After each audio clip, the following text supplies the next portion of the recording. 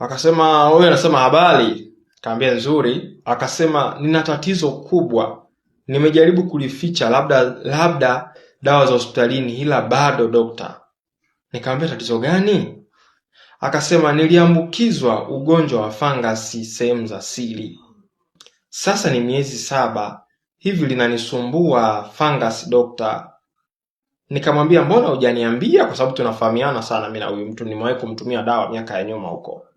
Akasema nilikuwa sielewi, najua tu ni vigonjwa, miisho vitaacha. Nikamjibu hapa chini nikamwambia pole sana. Sasa hivi kuna wanawake wana fungus na UTI sugu zinatesa wengi. Kuna mteja wangu ambaye aliambukizwa kateseka mwaka mzima. Nimemtibu mwezi wa 8, sasa yuko sawa, ila matibabu yake gharama kidogo kwa sababu ya ukubwa wa tatizo. So nikamuelekeza nini cha kufanya, lakini pia katika channel yangu ya YouTube nimeelekeza kwa kina zaidi changamoto hii.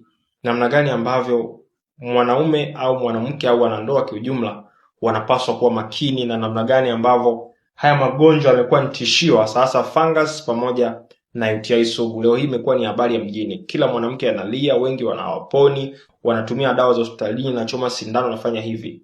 Lakini nimeelezea tiba sahihi ya kuweza kutumia ni ipi. Nenda katika channel yangu ya YouTube, tafuta video hii, utajifunza kwa kina sana. Nenda YouTube, andika Kuboja Joseph. Hiyo ndio channel yangu ya YouTube, Kuboja Joseph. Andika kwa herufi kubwa, Kuboja Joseph. Kule utajifunza kwa kina habari ya UTI na fungus sugu na matibabu yake yanayotakiwa na nini kifanyike. Nimeelekeza kwa kina sana katika channel yangu hiyo ya YouTube. Kimaliza usisahau kujisajili ama kusubscribe ili pindi nitakapoweka video uweze kupata maarifa na elimu nyingine za kina kuhusiana na magonjwa ya zinaa, elimu ya mahusiano na elimu ya tendo la ndoa. Dr. Kuboja, suluhisho la mahusiano yako, suluhisho la afya yako.